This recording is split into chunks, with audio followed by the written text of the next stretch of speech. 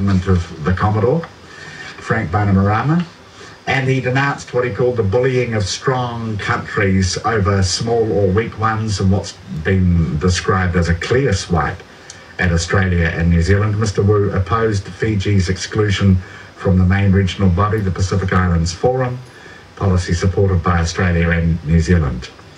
So we're going to talk to Anne-Marie Brady about this.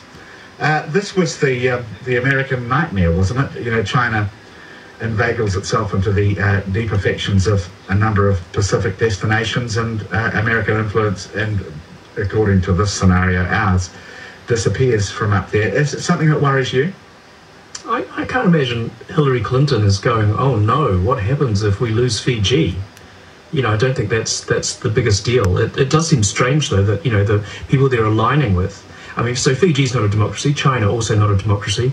Looks like they're going to open a North Korean embassy. Popular. Yeah, so not exactly a democracy. So, you know, I think there are right and wrong things here, but there is also a question: with the dictatorship, do you change them to democracy by excluding them or bringing them in? Yeah, that's one of the big questions. What's your answer to that, Jordan? Do you have an opinion?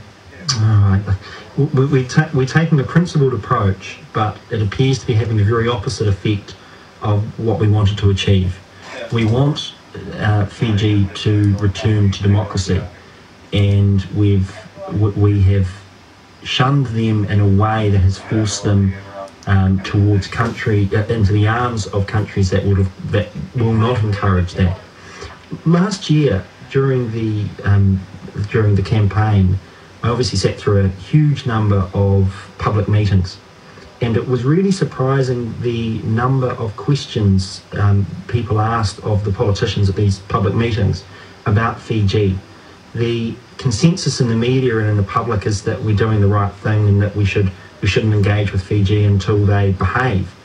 But it appears that people with a real interest of this, the opinion is the opposite, that we're over a tipping point now where we're actually pushing Fiji into a situation we don't want. I mean, it's almost like the Cuba of the South Pacific, that we're bullying. Australia and New Zealand are bullying them to such an extent that we're forcing them into the opposite direction. Okay. And that's bullying, isn't it? Because the way we treat Fiji is not the way we treat China, which is also not a democracy.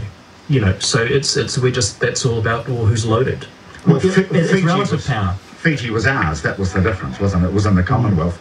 But of course, the point was also made, you know, that the other so-called democracies of the Commonwealth weren't all exemplary either. Yeah. Let's bring in Dr. Anne-Marie Brady, who's the associate professor in Canterbury University's Political Science Department, and kindly joining us. Anne-Marie, good afternoon. Oh, good afternoon, Jim. There's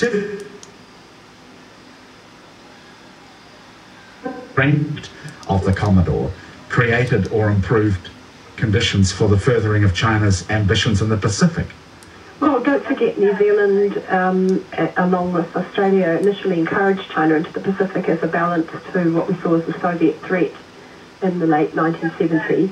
And for a long time, we were persuading them to come into the Pacific, not the reverse.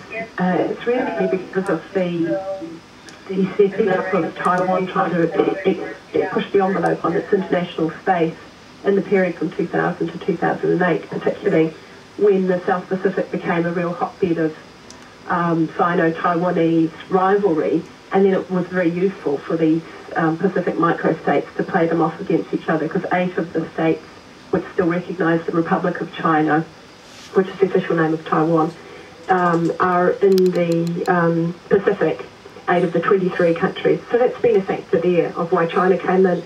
But I think there's a perfect storm going on as well. It's not just about Fiji and their interests in getting other partners to support them after their series of coups. China is looking globally for sources of investment. It's important to note that the money they're putting into Fiji is almost all in the form of soft loans. So, and it's Chinese corporations that win the contracts, it's Chinese labourers who do most of the work. So it's a win-win for them. And that's it. The timing of their investment in Fiji happens to be about the time of the latest coup. It's a win-win for them. Is it a lose-lose for us, though? Well, it is, indeed. But I'm a peace optimist, so I think that it's probable that Fiji at some point